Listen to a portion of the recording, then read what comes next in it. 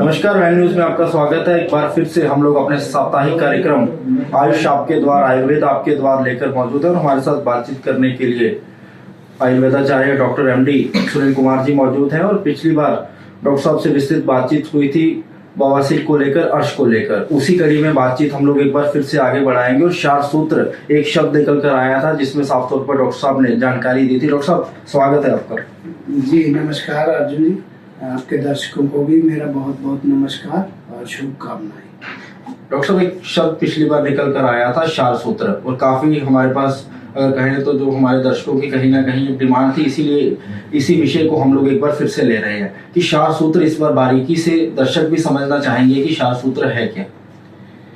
जी, जो क्षार सूत्र हमने पिछली बार चर्चा की थी अर्श की चिकित्सा के संबंध में, तो उसके विषय में मैं आज आपको क्षार सूत्र के बारे में कुछ और जानकारी देना चाहूँगा। ये क्षार सूत्र जो है एक हमारे आयुर्वेद में एक प्लांट होता है जिसे हम अंग्रेजी में यूफोर्बिया नेरिफोलिया कहते हैं, और आम भाषा में इसको स्नूही या और भी आम भाषा में इसको डंडा थूहर या डंडा थूहर के नाम से लोग जानते हैं। तो इसके मोटे मोटे कांटे वाले डंडे होते हैं जिनके अंदर आप कट लगाइए तो उसमें से सफ़ेद रंग का दूध निकलता है, जिसे हम लोग स्नूही कशीर के नाम से जानते हैं।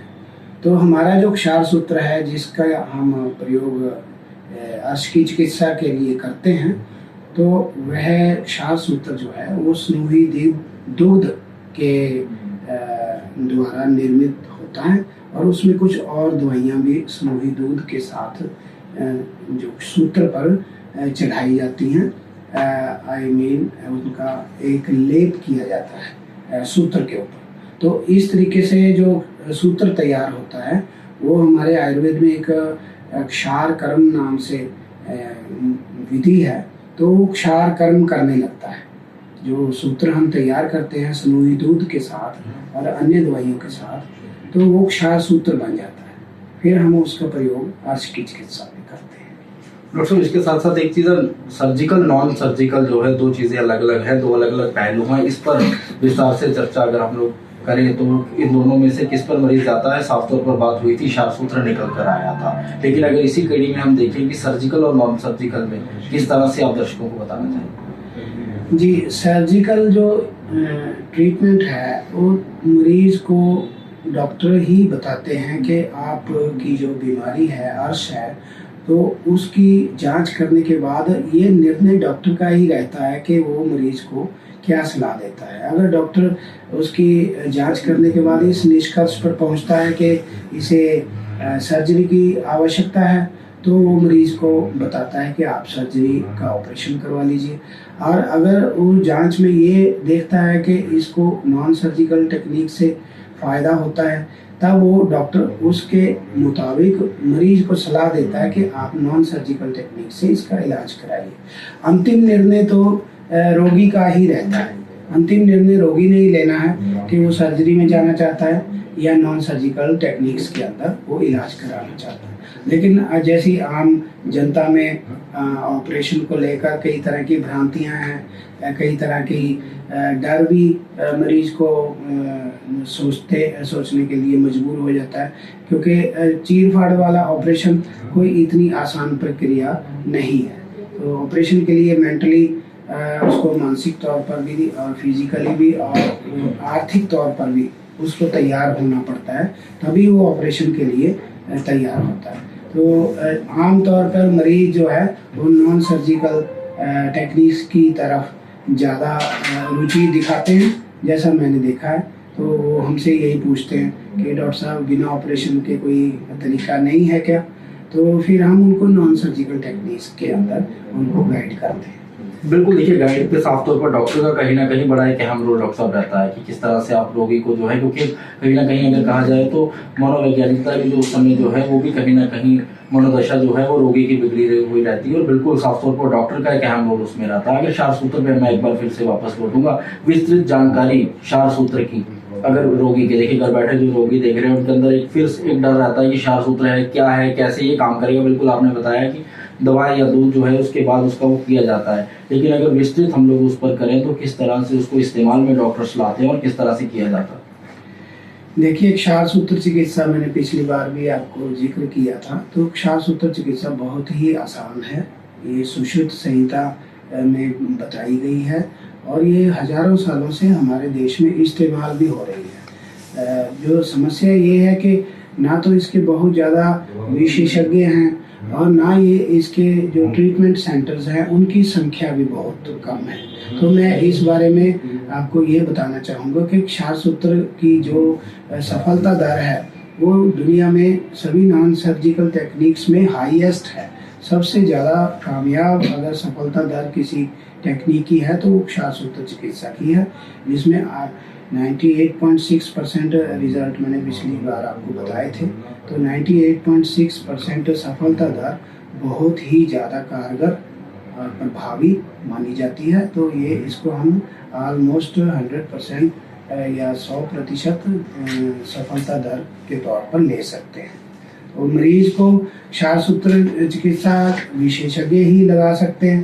तो उनके लिए जो मरीज को डॉक्टर के पास खाली पेट सुबह बिना कुछ खाए पिए उसके सेंटर में जाना पड़ता है।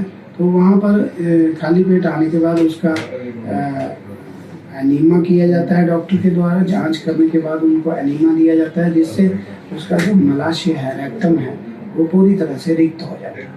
तो रिक्त होने के बाद फिर उसको क्षार सूत्र चिकित्सा का उसमें प्रयोग किया जाता है डॉक्टर द्वारा। तो ये बहुत ही आसान प्रक्रिया है। जाहिर सी बात है डॉक्टर साहब, जो प्रतिशत की आपने बात करी है, जो 100% होता है, इसीलिए कहा जाए तो आयुर्वेद इस समय विदेशों में भी देश के साथ साथ डंका बजा रहा है। यही एक खास तौर पर इसकी वजह भी कही जा सकती है। रुकते हैं एक छोटे से ब्रेक के लिए और उसके बाद फिर डॉक्टर साहब से बातचीत का सिलसिला इसी तरह से आगे बढ़ाएंगे। आज सब बीमारियों से परेशान है, जिसमें अहम है BP, sugar, liver, thyroid, kidney failure, मोटापे की दिक्कत, जोड़ों का दर्द। सारी बीमारी की जड़ का कारण है कि आप एक मशीन की तरह काम करते हैं। खान पान पर कोई ध्यान ही नहीं है। इलाज होगा आपका, परेशान होंगे आप, लेकिन कहां से मिलेगी प्रोटीन, विटामिन, मिनरल्स, जिंसिंग, जो शरीर को स्वस्थ बना सके? So the night wellness kit.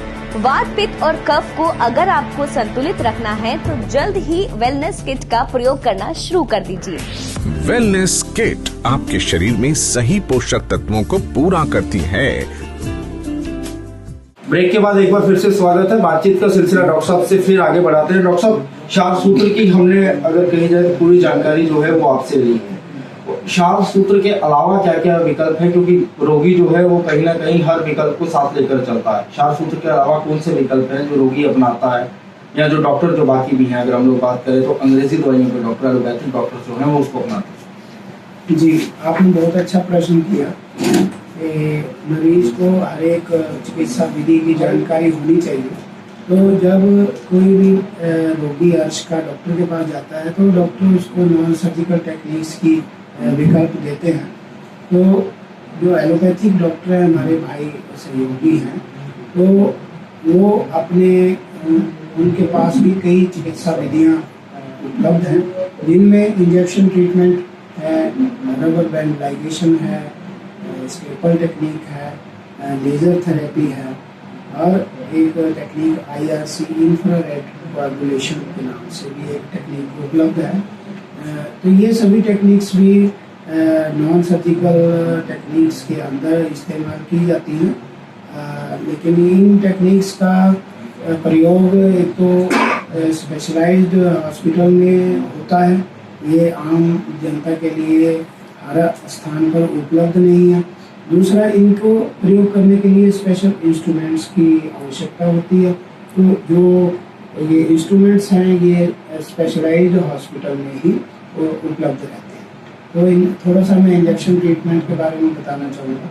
तो इंजेक्शन ट्रीटमेंट के अंदर जो मस्सों के रूट में एक फिनोल 5% कार्बोनिक एसिड एक लिक्विड होता है, तो उसको इंजेक्शन की सहायता से जो अर्शांकुर है, मस्सा जो है, उसकी बेस में इंजेक्ट किया जाता है, तो जिससे जो मस्सा थोड़े दिनों में सूखना शुरू हो जाता है। तो ये चिकित्सा भी उपलब्ध है जिसे हम इंजेक्शन ट्रीटमेंट करते हैं।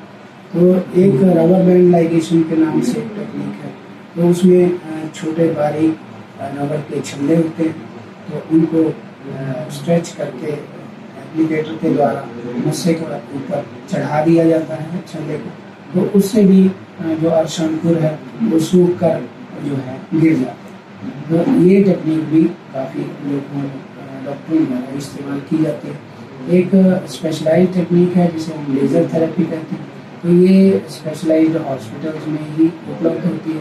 तो इसके अंदर जो लेज़र की गन होती है, तो लेज़र अप्लाई करने के बाद जो नसा है, अर्शांकुर है, उसको लेज़र की सहायता से उसी वक्त हटा दिया जाता है, काट दिया जाता है। तो ये टेक्निक भी आजकल काफ़ी प्रचलन में है। एक और भी सुपर स्पेशलाइज्ड टेक्निक है जिसे हम इंफ्रारेड कोएगुलेशन टेक्निक बोलते हैं, IRC। तो IRC भी स्पेशलाइज्ड हॉस्पिटल में स्पेशलाइज्ड डॉक्टर द्वारा इस्तेमाल की जाती है। लेकिन मैं ये बताना चाहूँगा आपको कि ये जो भी टेक्निक्स है ये सर्वसाधारण के लिए हर एक हॉस्पिटल में हमारे बिल्कुल जाहिर सी बात है। मैं इसी सवाल पर डॉक्टर साहब आ भी रहा था, और उससे पहले मैं एक जानकारी जो है वो साझा कर दूं सभी दर्शकों से कि हमारा मकसद कहीं ना कहीं एलोपैथी को और आयुर्वेद को बीच में कॉम्पिटिशन करवाने का नहीं है। हम लोग सटीक जानकारी जाने माने विशेषज्ञ जो डॉक्टर हैं उनके द्वारा दर्शकों तक एक अगर कहा जाए तो एक सुझाव जो है उसके तौर पर पहुंचाने का काम हम लोग करते हैं, और डॉक्टर साहब इसी कड़ी में हमारे साथ जुड़ते हैं। डॉक्टर साहब बिल्कुल हम उसी सवाल पर आएंगे। आपकी वाली बात को अगर मैं दोहराऊंगा कि जो टेक्निक्स आपने बताई, अगर इंफ्रा की बात करें, हम लोग लेजर की बात करें, तो कहीं ना कहीं अगर मैं कहूँ तो गरीब आदमी की पहुंच से भी बाहर होती हुई नजर आती है साफ तौर पर। तो उसको लेकर फिर अगर हम लोग अगर एक आपस में बात करें तो जो आयुर्वेदाचार्य जो खासतौर पर आयुर्वेद जो है एक बार फिर से अगर कहा जाए कि पौराणिक प्रथा जो है वो भारतवर्ष के अंदर रही है, लेकिन अब विदेशों में भी खास अगर देखा जाए तो डंका बजाने का काम जो है वो आयुर्वेदिक करता है। तो अब शास्त्र पर अगर मैं वापस लौटूं तो अगर प्रतिशत अगर सफलता दर भी हम देखें तो 98.68 के आसपास जो है आपने शास्त्र की बताई। इनकी कोई ऐसी कोई टेक्निक या ऐसी कोई डॉक्टर्स के द्वारा या कोई दावा जो WHO कहा जाए तो जो बड़ी संस्थाएं हैं उनके द्वारा किया गया है क्या कोई? जी, ये सभी टेक्निक्स अपने आप में बहुत उपयोगी हैं, और डॉक्टर के द्वारा ही ये निष्कर्ष निकाला जाता है कि किस मरीज को कौन सी टेक्निक जो है सबसे ज़्यादा लाभ पहुंचाएगी। तो ये निर्णय अंतिम निर्णय मरीज का होता है, लेकिन सलाह देने का काम डॉक्टर का। तो मैं यही कहना चाहूँगा, जो मेरे अपने अनुभव में 20 वर्ष से अधिक का जो मेरा चिकित्सा अनुभव है, तो उसके अंदर भी मैंने क्षारसूत्र चिकित्सा को जो सफलता दर है इसकी वो दुनिया की सभी टेक्निक से सबसे ज़्यादा पाई गई है।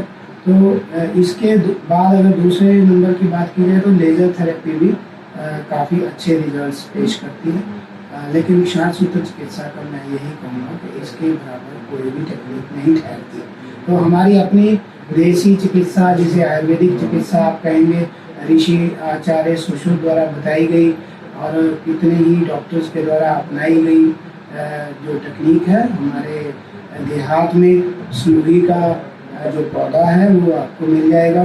खेतों की बाढ़ में ये डंडा चूहर का प्लांट जो है वो आपको खेत की बाढ़ के तौर पे आपको कहीं देहाती क्षेत्र में दिखाई देगा। तो ये वहाँ से इसका दूध अरेंज करके वो डॉक्टर इसको तैयार करते हैं।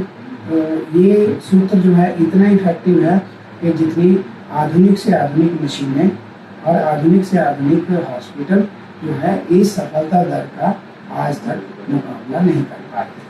बिल्कुल, और इसमें लगता भी साफ तौर पर यही है कि जो रोगी भी है उसका एक तो समय का बचाव जो है वो भी साफ तौर पर अगर हम कहें तो शास्त्र के होता है। अगर बाकी टेक्निक की बात करें तो फिर भी अगर देखा जाए तो आखिरी जो है वो कहीं ना कहीं रोगी के ऊपर देखा जाएगा कि वो किस तकनीक को जो है वो अपनाना पसंद करता है। वो डॉक्टर साहब थोड़ा सा डिटेल अगर शास्त्र के बारे में हम आपसे आग्रह करेंगे कि आप हमारे दर्शकों को बता सकें। जी, मैं क्षारसूत्र चिकित्सा जो अपनाई जाती है उसके बारे में जन साधारण के लिए जो जानने योग्य बात है वो यही है कि ये आयुर्वेदिक और बिना किसी साइड इफेक्ट के ये टेक्निक है। इसका हमारी गुदा के ऊपर या उसके जो स्फिंक्टर्स हैं या उसकी जो मांसपेशियां हैं उसके ऊपर कोई भी साइड इफेक्ट नहीं होता। ये बहुत अपने आप में बहुत बड़ी उपलब्धि है, क्योंकि अगर हम देखा जाए तो सर्जरी में जब हम चीर फाड़ करते हैं तो हमारी मांसपेशियों को कई बार उसमें इनकॉन्टिनेंस, उसमें रिटेंशन या उसमें कंस्ट्रिक्शन की प्रॉब्लम आ जाती है, जिसे हम पोस्ट सर्जिकल कॉम्प्लिकेशंस का नाम देते हैं। तो ऐसा कुछ भी साइड इफ़ेक्ट या कोई कॉम्प्लिकेशंस क्षारसूत्र में नहीं देखने को मिलती।